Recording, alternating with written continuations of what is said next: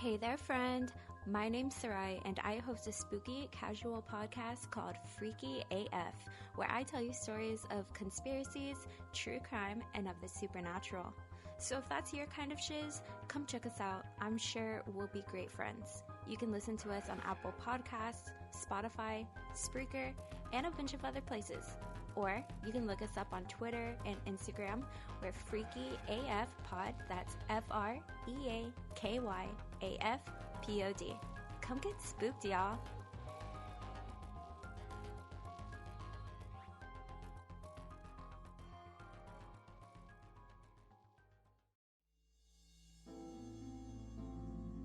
Hello and welcome to Reverie True Crime. I'm your host, Paige.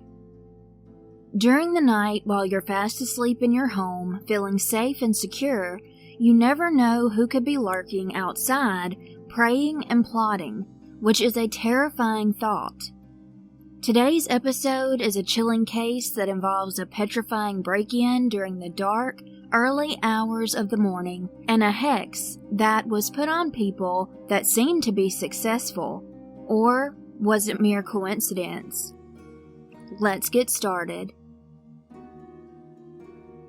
Charles and Dealey Bird adopted a little boy who was born on December 14, 1901.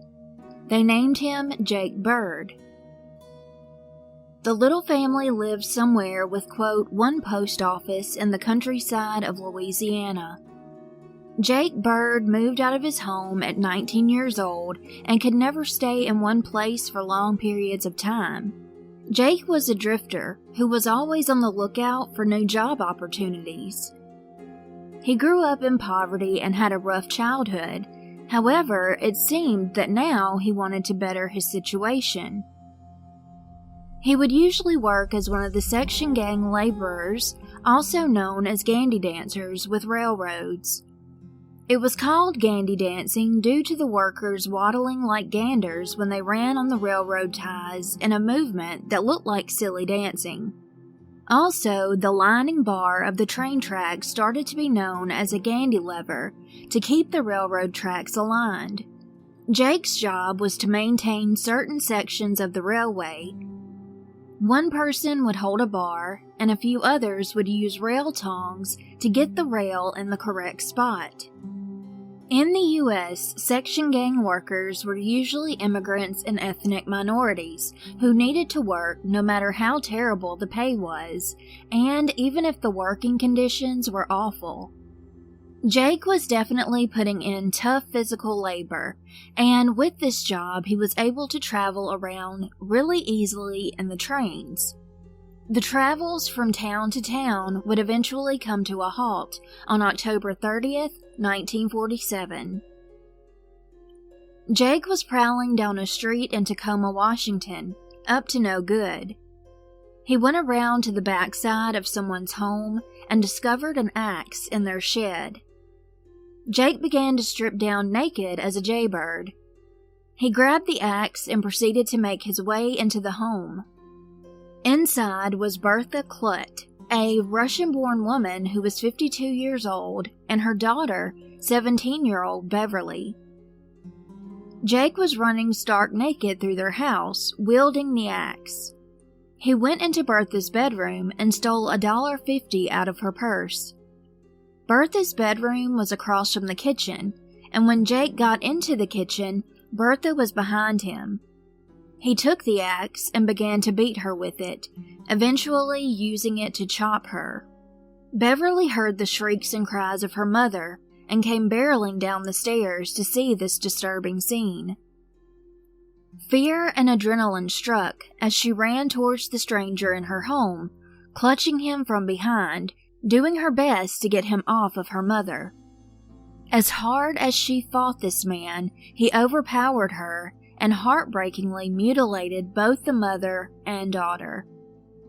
It was a little past 2 a.m. when the neighbors heard the blood-curdling screams that would put chills down anyone's spine, and immediately they rang the police station.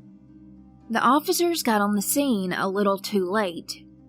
When the police got to Bertha's residence at 2:30 in the morning on October 30th, Jake had already taken Bertha and Beverly's lives by hitting them with the blunt side of the axe, as well as hacking away at the helpless victims. The police began to do a walkthrough of the home, and they saw a man take off through the back door, darting through the backyard and hopping over a picket fence. The police began to chase him. Suddenly, after leaping over too many fences, there was nowhere left to run. They were all put to a stop by a fence, too high to jump over, in an alley. Knowing he was cornered and caught, Jake charged towards the two police officers that had been chasing him with a knife. First, Jake cut one of the officer's hands, and he stabbed the other in the shoulder. But eventually, things got even more intense in the police car when one of the officers, who happened to be a prize fighter, beat the absolute hell out of Jake with a mean left hook to the jaw. But he didn't stop there. He kicked him in the testicles, and more details came out about this attack in trial. To no surprise, Jake fainted after the severe beating, and what I imagine the main cause of the fainting would be was the severe pain when he was struck in his testicles. For the next few days to come, Jake's temporary place to stay was the Tacoma General Hospital. There, he was treated for the cuts on his head and face. The officers also had to be taken to the hospital due to one of them having a major back injury and the other having to get his hand stitched up and wrapped. The police went back to the home of Bertha and Beverly's, finding that the mother, Bertha, was deceased in her bedroom, which was across from the kitchen where her daughter Beverly had been killed. The axe remained at the scene. The detective on the case concluded that Jake did try to sexually assault Bertha before he took her life. Years before her tragic murder, Bertha had come to America from Russia with her husband Edward Kludt. They had a son named Arthur who was born in Canada. The Klutts gained their American citizenship and settled in Tacoma, Washington, where Edward was a carpenter. 6.5 years before the brutal murders, Edward passed away. Bertha and Edward had 5 children together, but the youngest was Beverly, who was the only child who still lived with her mother. Their other children were Arthur, Alma, Doris, and Myrtle. On the 31st of October, Jake was charged with first-degree murder, but only for Bertha's death. It was normal to file only one charge in a case with several murders, where failure to gain a guilty verdict on the first murder would warrant the filing of extra murder charges.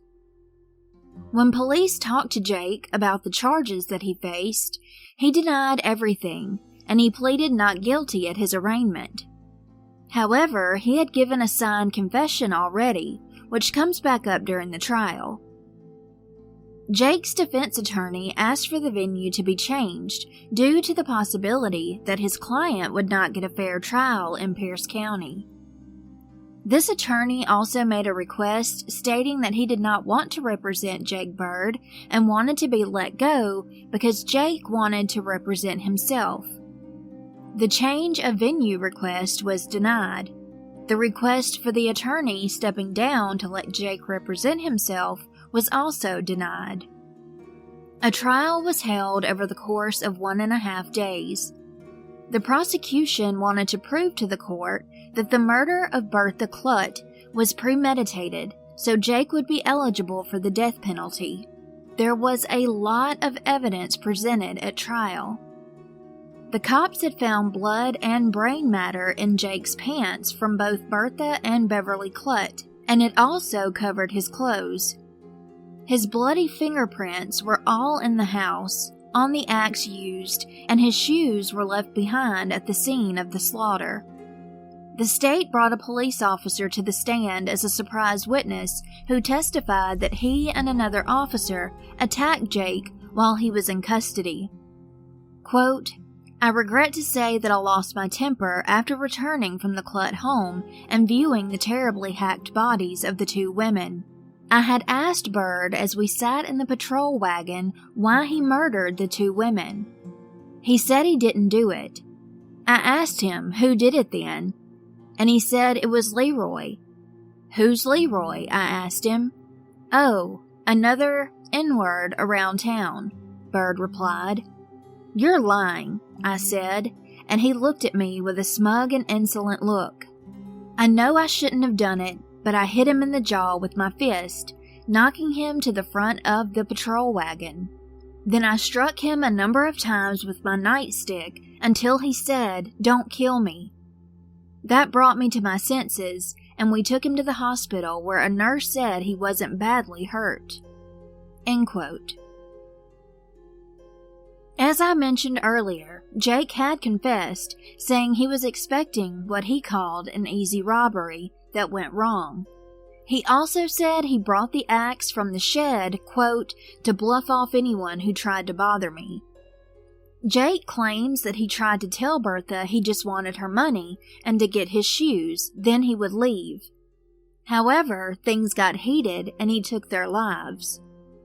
He also had an excuse for stabbing the police officers. Jake said he believed the cops were going to shoot him once he was cornered in the alley, and that's why he took out his knife and began to attack. When the prosecutor went to put his signed confession into evidence, Jake's defense attorney objected immediately.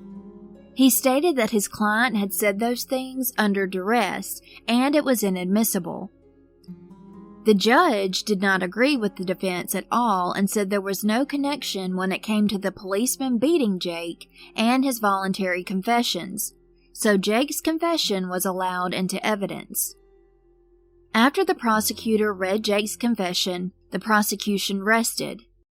Jake's defense attorney rested the defense and did not bother calling his client or any witnesses to testify. Obviously, that could have only made matters worse, and Jake clearly committed these two murders. The jury in the Pierce County Court found Jake guilty of first-degree murder in just 35 minutes of deliberating, and Jake was sentenced to die. He seemed to not care at all when the verdict was announced, and even said on the way to the jail to 5 deputies who were guarding him, quote, "What's all the excitement about?" However, even though he seemed emotionless, he must have cared a little, because he did attempt to appeal a few times. Jake's death would be prolonged for 2 years, and it was during these 2 years that Jake admitted he had gotten away with much more in the past. According to the Tacoma News Tribune, on Saturday, December 6, 1947, the judge sentenced Jake to be hanged on the gallows at the Washington State Penitentiary on January 16, 1948. After a motion for a new trial was denied by the judge, Jake's defense attorney told the court he had done everything he could to defend Jake Bird and that no further appeals would be made on Jake's behalf. He also said, quote, "I feel whenever any man, 45 years old, gets an idea that no lives are safe to anyone except his own, that man is a detriment to society and should be obliterated." End quote. The judge asked Jake if he had any comment about that, and he stated, quote, "I was given no chance to defend myself. My own lawyers just asked you to hang me. They apologized for defending me. If they were so reluctant to defend me, why did they contest the prosecutor's proof of murder? And now they say that everything is proven." End quote. Jake went on for about 20 minutes and lastly said, quote, "I'm putting the hex of Jake Bird on all of you who had anything to do with my being punished. Mark my words, you will die before I do. Wait and see. You policemen and judges will be sitting and waiting at the pearly gates a long time before I roll up." End quote. This statement would forever be known as the Jake Bird hex. At the time it was said, nobody really paid it any mind. That is, until people actually started dying. The mystery that surrounds these deaths makes some people wonder if Jake really possessed the power to curse people. Within a year's time, 6 men associated with Jake Bird's trial would perish. The 6 men connected with Bird's trial who died within a year of the Jake Bird hex were Edward D. Hodge, Pierce County Superior Court Judge, age 69, died on January 1, 1948. Joseph E. Carpatch, Pierce County Undersheriff, age 46, died on April 5, 1948. George L. Harrigan, Pierce County Court Reporter, age 69, died June 11, 1948. Sherman W. Lyons, Tacoma Police Detective Lieutenant, age 46, died on October 28, 1948. James W. Selden, Bird's defense attorney, age 76, died on November 26, 1948. According to the Tacoma News Tribune, all of the men died from a heart attack. 2 months before Jake's death, a 6th man who was a Washington State Penitentiary guard assigned to death row died of pneumonia. Were these men's deaths all a coincidence, or was it something more malevolent? How did Jake react to these deaths? He laughed and said, quote, "Nothing to it, never felt better in my life," end quote. It is rumored that he also put a hex on a few of his fellow prison inmates, and supposedly 6 of them died. However, that's just gossip that can't be proven, and could be like a game of telephone. The next day after he brewed the hex, on December 7, 1947, Jake Bird was being taken to the Washington State Pen in Walla Walla, where he would spend his time waiting to be hanged. It was after getting to the penitentiary that Jake began to reveal all of the crimes he committed over the last 20 years that no one knew about. The governor, prosecutor, and Tacoma police detective were contacted to go to the penitentiary to hear what Jake had to say, and finally, on January 6, 1948, a month later, they listened to Jake as he needed to, quote, clear his conscience. The prosecutor made sure to tell the public, quote, "We want to give him a chance to tell it, but we don't intend to permit him to use what he might have withheld as a means to add a few days to his life," end quote. These confession notes that the prosecutor and detective took ended up being 174 pages to send to the governor. While Jake had been working on the railroad and taking the train state to state, he was taking lives all along his travels. It's suspected that he murdered upwards of 44 people. Some believe the police blamed a lot of unsolved murders on Jake Bird because it was easy, but reportedly Jake Bird did know enough about the murders to be a prime suspect.